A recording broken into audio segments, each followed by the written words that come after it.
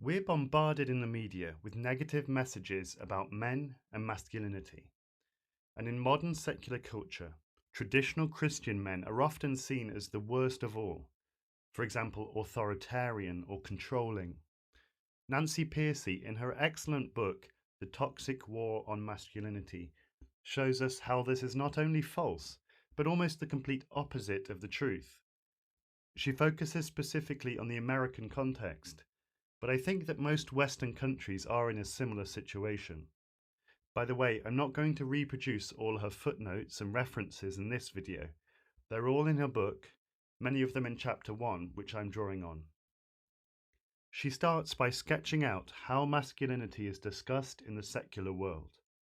Take the American Psychological Association, the APA, who used their huge influence in 2018 to denounce traditional masculine ideology as psychologically harmful. The mainstream media has piled on too. The Washington Post ran an article entitled, "Why Can't We Hate All Men?" The New Statesman published someone writing that, as a class, I hate men. The hashtag Kill All Men has become popular. You can buy books called I Hate Men, The End of Men, and Are Men Necessary? And of course, the universities are right on trend.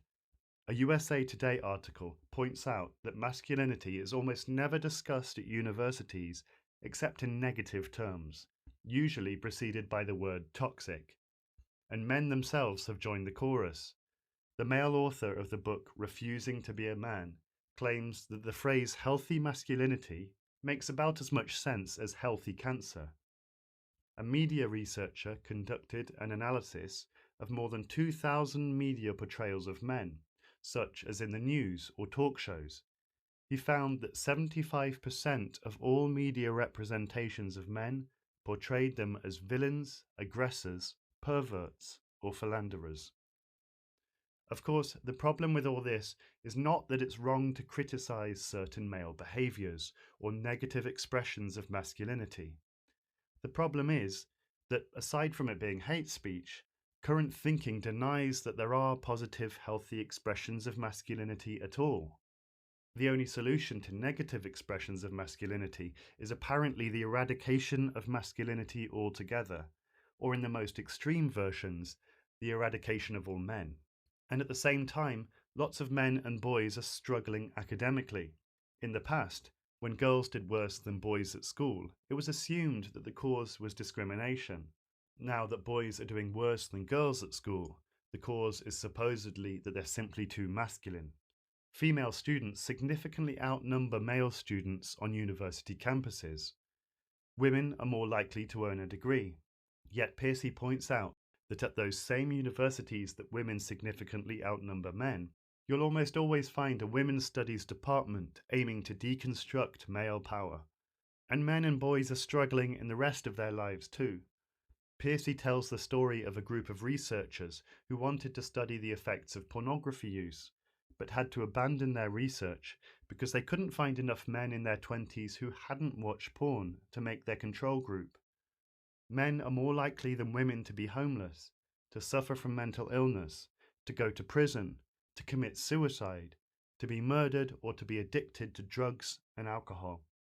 Pearcey quotes the New Scientist as saying that being male is now the single largest demographic factor for early death. Next, Pearcey is going to move towards the idea that traditional Christianity is the best framework for developing a healthy masculinity. But it's important to note that according to the secular script, the Christian understanding of gender and sexuality is part of the problem rather than the solution. Pearcey gives a long list of quotes and references to support this, and I'll just give a sample of them here. There's the journalist Cokie Roberts, who says that conservative Protestant gender ideology can clearly lead to abuse. There's a number of separate articles from the Huffington Post arguing that the fact that men and women take on different roles in traditional Christian marriages leads to abuse. And there's the magazine, Religion Dispatches, which argues that the traditional complementarian understanding of marriage is a breeding ground for abuse. I could go on, but I think you get the idea.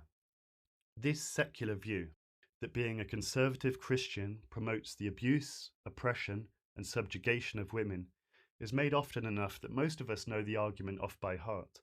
It goes something like this. Traditional Christian marriages put men and women in a hierarchy, with men at the top in the leadership role. This relationship creates a power differential, which causes abuse and oppression of women. This argument is simple enough to understand. The problem is that it's been tested and found to be completely wrong. Before we get into the research findings, let's start by looking at where Pearcey gets her evidence. Although she draws on a variety of sources, a key evidence base is the research of William Bradford Wilcox. Wilcox is a professor of sociology at the University of Virginia and has written for the New York Times, Washington Post, and Wall Street Journal, alongside numerous academic journals. His most extensive study, that forms the basis of his book Soft Patriarchs and New Men, draws on 3 widely respected surveys, which, when combined, represent the responses of nearly 30,000 people. Wilcox, of course, adjusts for factors such as race, income, and education. Wilcox's findings separate the men who identify as conservative Christians into 2 groups. There are the religiously devout, which is defined as those who attend church at least 3 times a month. The other men are those who identify as conservative Christians, but rarely or never attend church. I think it's important to mention that this second group, what we might call the nominal Christians, or Christians in name only, show very poor outcomes in terms of their rates of divorce and domestic abuse. This video isn't about them, but I think it's only fair to point out that in a lot of these categories, the nominal Christians actually perform worse than people without any religion at all. But back to the devout conservative Christians. They, in Pearcey's words, shatter the negative stereotypes. They're more loving to their wives.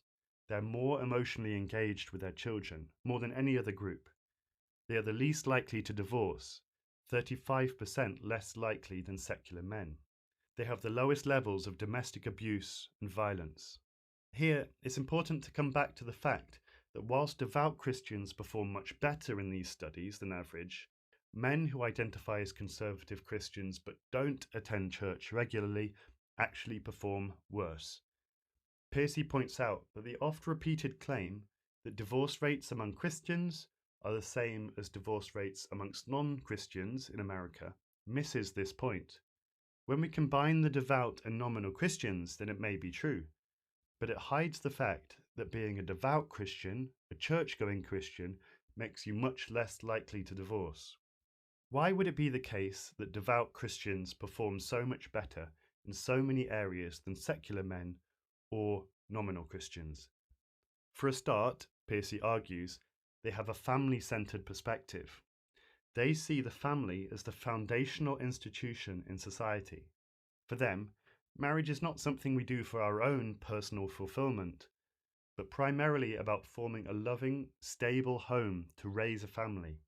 Therefore, they believe deeply in the ideas of fidelity and the permanence of marriage. A key factor, according to Wilcox's research, seems to be that devout conservative Christians do more of what the social scientists call emotional work. Emotional work is the daily work of showing affection, spending quality time together, being aware of their wives' needs, taking their views into account, and bonding over shared interests. According to Wilcox, this emotional work seems to be the crucial determinant of marital happiness. In fact, the happiest wives in all America are religious conservatives. 73% of wives who hold traditional gender values and attend church services regularly with their husbands report having high-quality marriages. At this point, Pearcey goes into more detail, asking the question, why are religious conservatives the happiest wives in America? There seem to be a number of factors. They report higher levels of quality couple time. They report receiving more love, respect, and understanding from their spouse. They're more likely to say that they feel appreciated for the work that they do in the home. Pearcey points out that the research finds that a perfect division of workload or income is less important than the fact that both partners feel appreciated for their particular contribution. Finally, Pearcey breaks down the research on how devout conservative Christians perform as fathers. They are the least likely to shout at their children. They're the most likely to have one-on-one conversations with their children. They're 65% more likely to say that they regularly hug and praise their children than secular non-religious fathers. They spend 3.5 more hours a week with their children than the religiously unaffiliated. This is just the tip of the iceberg of Pearcey's argument. She goes into much more detail and explores more possible explanations behind these findings. And to clarify, I don't mean to share this part of her argument to cause pride or a sense of superiority on the part of church-going Christian men. That would benefit no one. The reason that I think it's important to share this argument is because of the misconceptions that I named at the start of the video. And in particular, the idea that conservative Christian gender norms lead to unhappy and abusive marriages. Armed with the truth, traditional Christians can defend their lifestyle in the face of an increasingly hostile world.